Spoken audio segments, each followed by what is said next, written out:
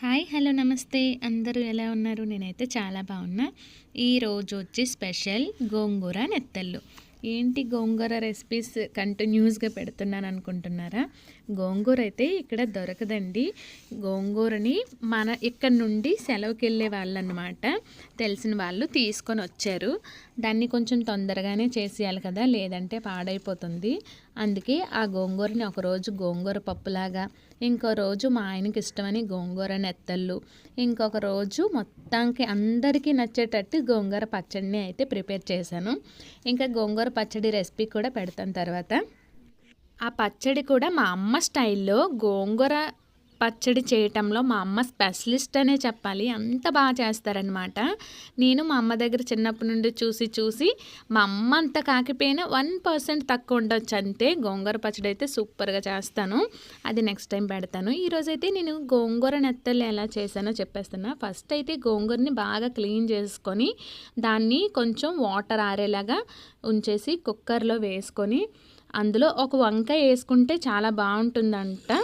అందుకని ఒక వంకాయ వేసుకుంటాను ఎప్పుడు చేసినా కూడా. అలాగే 2 టమాటీలు, ఒక 3 పచ్చిమిరపకాయలు కట్ చేసి అందులో కొంచెం ఆయిల్ వేసుకొని పసుపు, ఉప్పు, కారం 3 కూడా లైట్గా వేసుకొని కుక్కర్కిలో సరిపడా వాటర్ని అయితే యాడ్ చేసేసుకొని దానికి మూత పెట్టేసుకుంటాను అనమాట.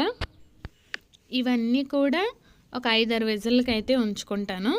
5-6 విజిల్ అయిపోయాకైతే ఓపెన్ చేసాక చూడండి, ఈ స్ట్రక్చర్లో వస్తుంది కదా. వాటర్ ఎక్కువైపోయినా కూడా బాగోదు, కవ్వం కొట్టాక బాగా పల్చగా అయిపోతుంది. అందుకని వేసుకునేటప్పుడే కొంచెం వాటర్ని యాడ్ చేసుకోవాలి.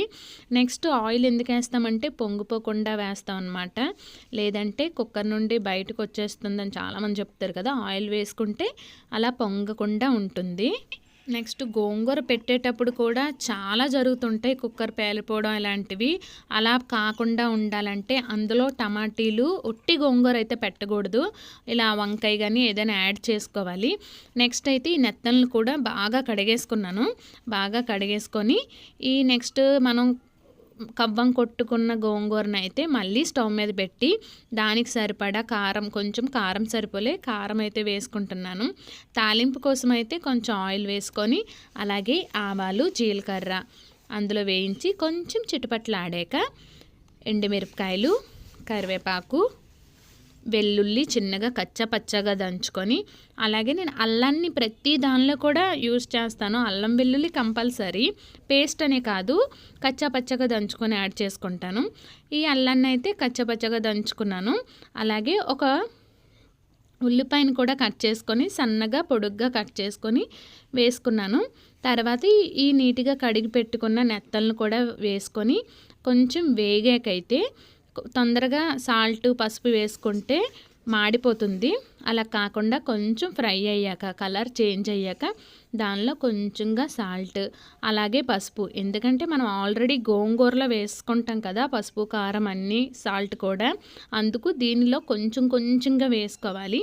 అలాగే మసాలా పౌడర్ లాస్ట్లో కూడా వేసుకొని కొత్తిమీరని అయితే ఈ తాలింపులో కొంచెం వేసుకోవాలి. అలాగే బాయిల్ చేసి పక్కన పెట్టుకుంటాం కదా, ఆ గోంగూరలో కొంచెం అయితే వేసుకొని ఇది కొంచెం ఫ్రై అయ్యేటప్పుడు మనకు తెలుస్తుంది కదా. ఇలా ఇలా చూడండి, ఇలా చూపించిన విధంగా మొత్తం అంతా దగ్గరికి అయ్యి కలర్ చేంజ్ అయ్యి మంచి స్మెల్ కూడా వస్తుంది.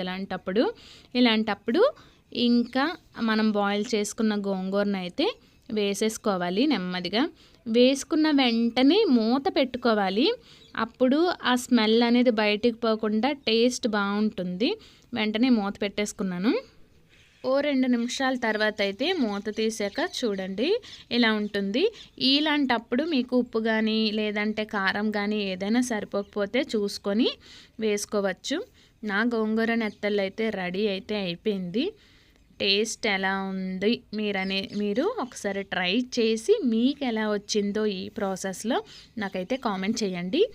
నేనైతే ఈ రెసిపీ మా అత్తగారి దగ్గర నేర్చుకున్నాను. ఎందుకంటే మా ఇంట్లో ఈ ఎండు చేపలు, నెత్తళ్ళు తినేవాళ్ళు చాలా తక్కువ. అందుకు నాకు ఇవన్నీ తెలిసేది కాదు. మ్యారేజ్ అయ్యాక మా సోల్జర్కి చాలా ఇష్టమని ఈ రెసిపీలు అయితే మా అత్తగారు చాలా బాగా చేస్తారు. ఆవిడ దగ్గర చూసి నేర్చుకున్నాను. ఈ రెసిపీ మీకు కూడా నచ్చితే ఈ వీడియో చూసి లైక్ చేయండి. అలాగే మరిన్ని రెసిపీస్ వెరైటీస్ కోసం అయితే subscribe my channel. Me support అయితే నాకు కావాలి అనుకుంటున్నాను. Thanks for watching. Thank you.